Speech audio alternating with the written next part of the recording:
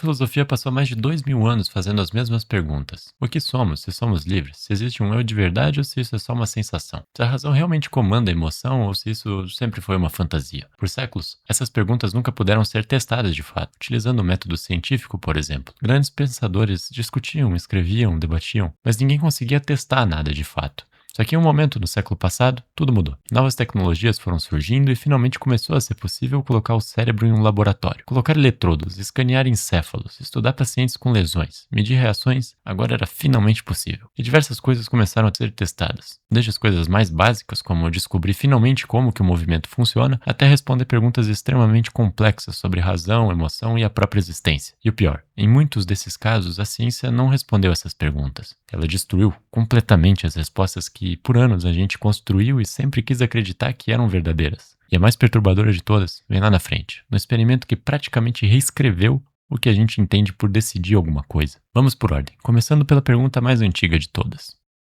Somos livres para decidir?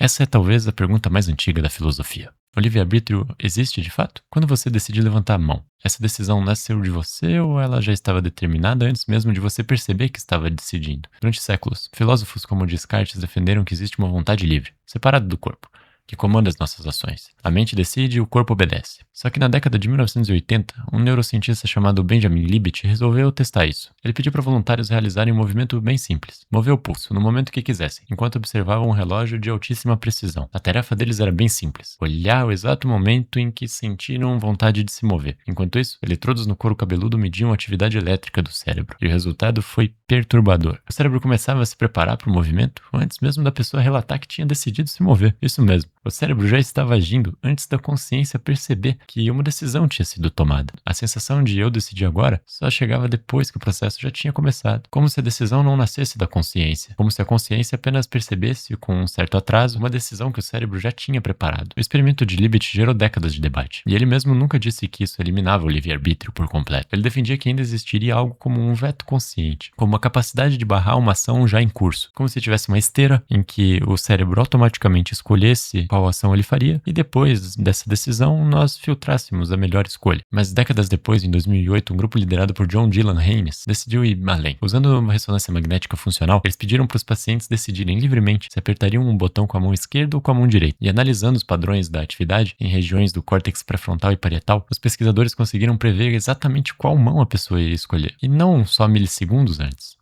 Até 10 segundos antes da pessoa relatar que tinha decidido. 10 segundos é uma eternidade quando o assunto é uma decisão que parece instantânea. O cérebro já estava, de certa forma, escolhendo muito antes da mente consciente sequer cogitar que havia uma escolha a fazer. Isso deixa uma pergunta ainda mais incômoda. Se um computador, analisando o seu cérebro, consegue prever uma escolha antes de você mesmo saber o que vai escolher, quem que está no comando, afinal? E essa dúvida fica ainda mais forte quando a gente olha para as próximas perguntas. A filosofia sempre partiu de uma suposição básica, que existe um eu, uma identidade única, contínua, que observa o mundo e toma decisões. Descartes resumiu isso numa frase que virou o símbolo da filosofia ocidental. Penso, logo existo. Só que a neuropsicologia encontrou casos que colocam essa suposição em xeque. Um dos mais famosos é o caso de Phineas Gage, um operário ferroviário do século XIX. Em 1848, um acidente de trabalho fez uma barra de ferro atravessar o crânio de Gage, destruindo boa parte do seu lobo frontal. E o mais surpreendente não foi ele sobreviver, foi quem ele se tornou depois. Antes do acidente, Gage era descrito como educado, confiável, equilibrado. Depois, segundo relatos da época, ele se tornou impulsivo, instável, incapaz de manter planos ou compromissos. E as pessoas mais próximas diziam a mesma coisa, sempre. Ele não é mais o Gage. E décadas depois, a neurociência encontrou casos ainda mais radicais. Os pacientes com o cérebro dividido, ou em split brain. Em alguns tratamentos para epilepsia grave, cirurgiões cortavam a conexão entre dois hemisférios do cérebro. E o que pesquisadores como Michael West observaram foi algo quase de ficção científica. Em certos testes, os dois hemisférios pareciam agir como se tivessem intenções diferentes. Uma mão fazendo algo que a outra tentava impedir. Um hemisfério verbalizando uma explicação para uma ação que, na verdade, tinha sido comandada pelo outro lado do cérebro, sem que a parte que falava soubesse o motivo real. Michael deu um nome específico para essa peça do cérebro, o intérprete. Uma região que geralmente fica no hemisfério esquerdo é especializada em criar explicações coerentes para ações que muitas vezes já aconteceram por outros motivos. Em outras palavras, uma parte do seu cérebro cuja função é literalmente inventar histórias que façam você parecer uma pessoa só, coerente, no comando. Existe até um fenômeno relacionado, chamado síndrome da mão alheia, em que os pacientes com um certo tipo de dano cerebral relatam que uma das próprias mãos age por conta própria. Ela desabotou uma camisa que a outra mão acabou de abotoar, por exemplo. Ela pega um objeto que a pessoa conscientemente não queria pegar, e o paciente descreve aquilo com uma frase impressionante: eu sei que a mão é minha, mas ela não me obedece. Isso leva a uma pergunta desconfortável. Se dá para dividir o cérebro e com isso dividir aquilo que parece ser a experiência de ser uma pessoa, esse eu que a filosofia sempre tratou como algo sólido, unificado, seria, na verdade, uma construção, um aglomerado de interpretações diferentes? Uma narrativa que o cérebro cria para dar sentido a processos que, na real, acontecem de forma totalmente fragmentada e muitas vezes desconectada? A resposta que a neurociência vem sugerindo é desconfortável. O eu pode ser menos uma coisa e mais uma história que o cérebro conta para si mesmo o tempo todo em tempo real, para que a gente se sinta mais confortável. A razão manda na emoção? Desde a Grécia Antiga, existe uma hierarquia quase sagrada dentro da filosofia. A razão como algo nobre, aristocrático, e a emoção como algo que atrapalha, que precisa ser controlado. Platão comparava a razão a um cocheiro tentando domar cavalos selvagens, que seriam os desejos e emoções. Descartes reforçou essa separação, tratando o corpo e a emoção como algo distinto e quase inferior à mente racional. Só que em 1994, um neurocientista chamado Antônio Damasio publicou um livro que abalou completamente essa ideia, O Erro de Descartes. E o ponto de partida foi um paciente que ele chamou de Elliot. Elliot tinha um tumor removido do córtex pré-frontal, e depois da cirurgia algo estranho aconteceu. A sua inteligência continuava intacta, extremamente capaz. Sua memória, sua lógica, capacidade de raciocinar, tudo normal. Mas Elliot tinha perdido uma capacidade muito específica, a de sentir emoções com a mesma intensidade de antes. E o esperado, segundo a lógica clássica da filosofia, era que isso o tornasse um decisor perfeito, frio, racional. Só que aconteceu o oposto. O ser humano possui um defeito. A nossa emoção é muito mais conectada à nossa capacidade de decisão do que a gente pensava. É natural, instintivo. Elliot se tornou incapaz de tomar decisões simples. Ele podia passar horas debatendo qual caneta usar ou em qual ordem organizar documentos, sem nunca concluir. Para entender isso de forma mais controlada, Damasio e sua equipe criaram um teste que ficou muito famoso: a tarefa do jogo de Iowa. Os participantes escolhiam as cartas de 4 baralhos diferentes, tentando ganhar o máximo de dinheiro possível. As regras eram o seguinte: 2 baralhos davam prêmios grandes, mas prejuízos ao longo prazo. Os outros 2 davam prêmios menores, mas eram mais seguros ao longo prazo. Pessoas com córtex pré-frontal saudável, depois de algumas rodadas, começavam a suar lentamente antes mesmo de tocar nos baralhos perigosos. O corpo já estava emitindo um sinal de alerta mesmo antes da mente conseguir explicar conscientemente por que aquele baralho era ruim. Já pacientes com lesões nessa região, como Elliot, continuavam escolhendo baralhos ruins, repetidamente, mesmo depois de perceberem racionalmente o padrão. Eles sabiam a resposta certa e mesmo assim o corpo não emitia o alerta necessário para fazer a escolha diferente. Damasio chamou isso de hipótese dos marcadores somáticos, sinais corporais, emocionais, que orientam a razão antes mesmo dela perceber conscientemente qual é a melhor decisão. A ideia de que existe uma razão pura, isolada, superior à emoção, sofreu um golpe duro, porque na prática parece que pensamos com o corpo inteiro, não só com uma parte racional isolada. E isso dá margem para pensarmos sobre como que o material teórico filosófico é distinto do que acontece na realidade. Pois mesmo sendo muito bem pensado e refinado ao longo dos anos, existem mais variáveis que nem sonhávamos no passado, que alteram totalmente como tomadas de decisão realmente acontecem. Não é somente um emocional versus racional como pensávamos ser. Acaba sendo bem mais profundo e delicado do que isso. A realidade que você vê é real?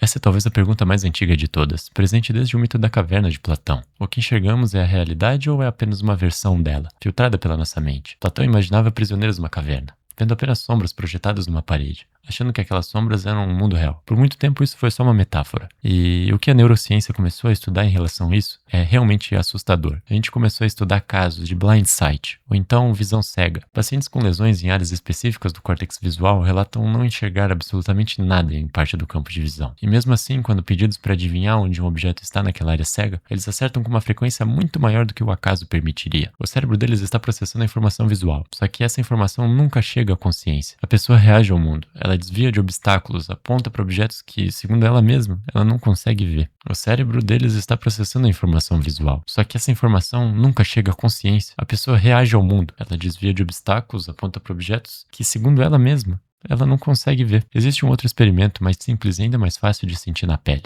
chamado de ilusão da mão de borracha. Um voluntário fica com a mão real escondida, enquanto observa a mão de borracha colocada na sua frente. Um pesquisador toca ao mesmo tempo a mão real e a mão de borracha, de forma sincronizada. Depois de um tempo fazendo esses toques, algo estranho começa a acontecer. A maioria das pessoas começa a sentir a mão de borracha como se fizesse parte do próprio corpo, e é possível ver até mesmo um reflexo acontecendo através disso. Algumas pessoas chegam a se assustar ou puxar o braço quando o pesquisador finge que vai bater na mão falsa. O cérebro simplesmente aceitou um objeto de borracha como parte de quem elas são fisicamente, só porque a informação visual e a sensação do toque bateram no tempo certo. Isso mostra algo enorme. Existe uma quantidade imensa de processamento acontecendo no cérebro o tempo todo, sem que a gente realidade tem acesso ao controle real sobre isso. O que chamamos de realidade não é um mundo entrando direto na nossa mente. É uma reconstrução, feita por um cérebro que recebe sinais fragmentados e monta, em tempo real, aquilo que parece ser uma experiência contínua e sólida. Alguns neurocientistas contemporâneos, como Anil Seth, chegam a descrever a percepção como uma espécie de alucinação controlada, o cérebro prevendo o mundo e corrigindo essa previsão só quando ela erra feio demais. A Caverna de Platão deixou de ser uma metáfora, virou de certa forma uma descrição bastante próxima de como as coisas realmente funcionam. Tudo isso sem ter acesso a eletrodo algum. Platão era muito inteligente.